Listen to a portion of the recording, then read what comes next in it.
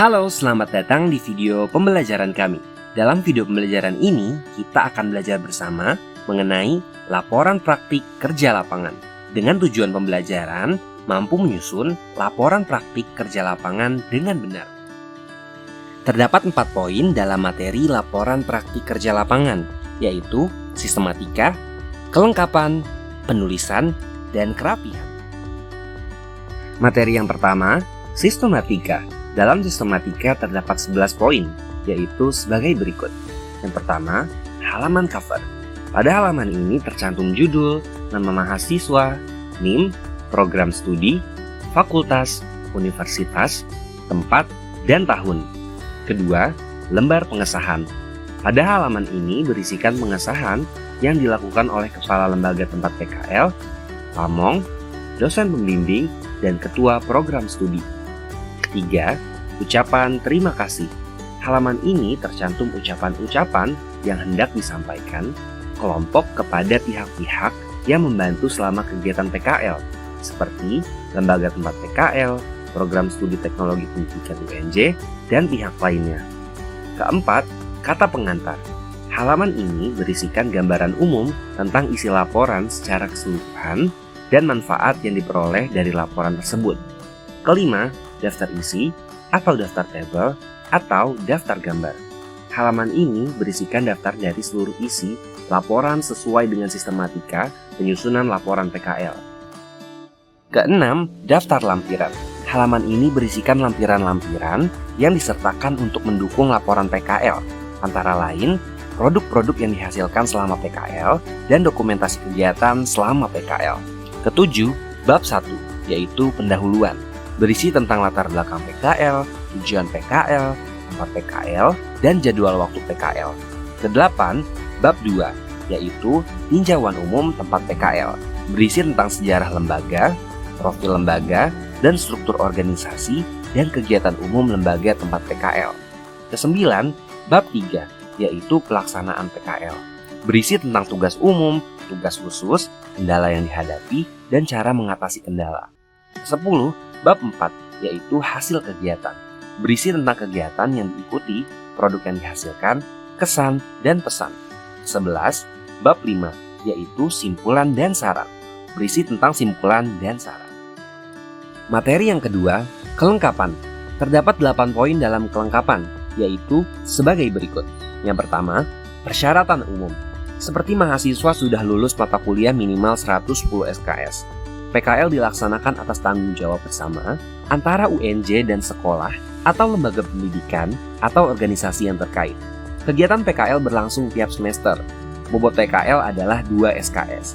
Selama 1 bulan dengan kegiatan orientasi lembaga, praktik, dan penulisan laporan.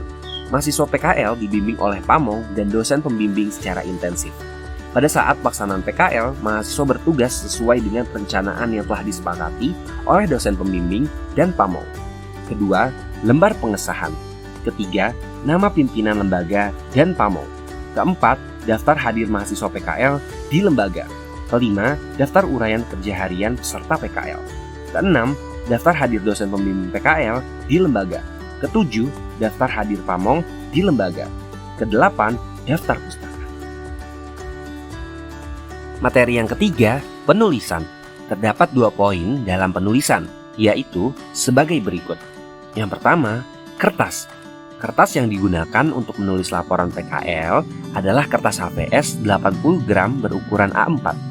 Bagian sampul berupa soft cover dari bahan buffalo tanpa serat berwarna hijau.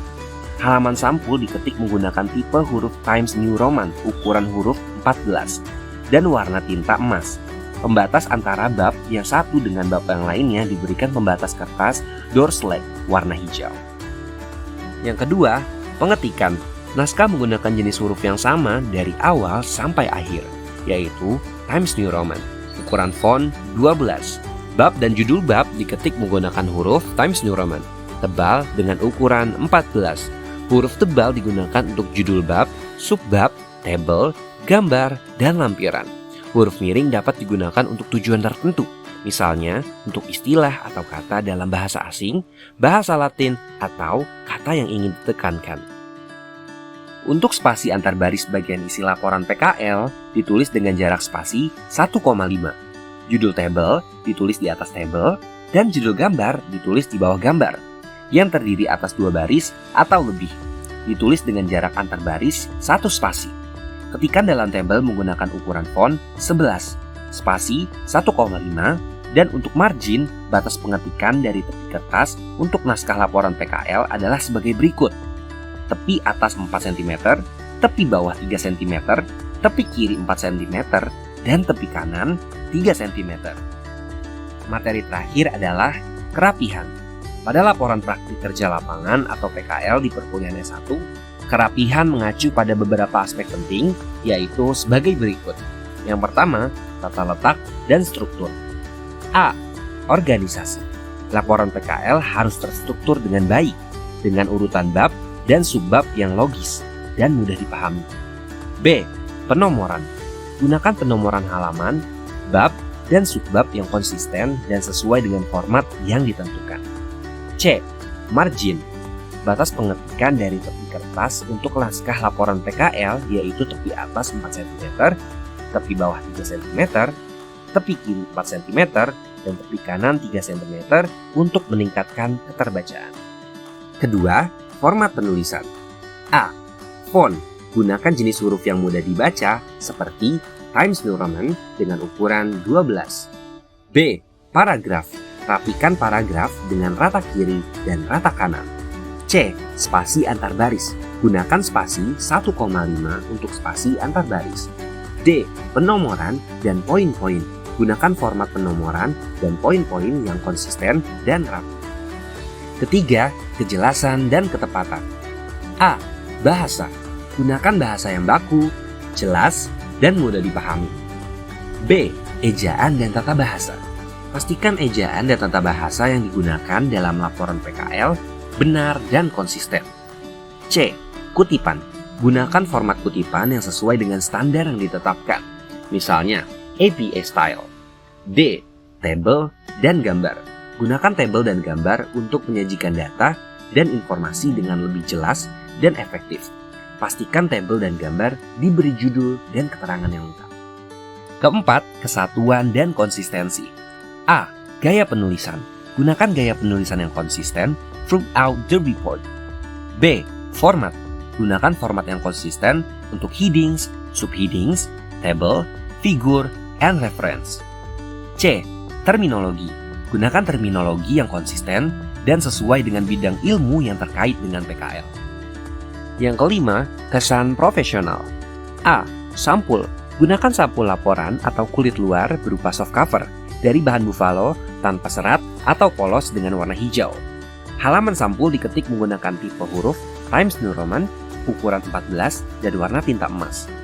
B. Pembatas antar bab yang satu dengan bab yang lainnya diberikan pembatas kertas Durslake warna hijau.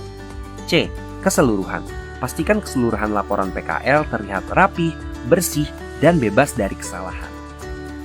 Adapun materi kami dihimpun dari sumber berikut. Demikian video pembelajaran mengenai laporan praktik kerja lapangan. Semoga informasi ini dapat membantu kalian dalam menyusun laporan praktik kerja lapangan di masa depan. Bye!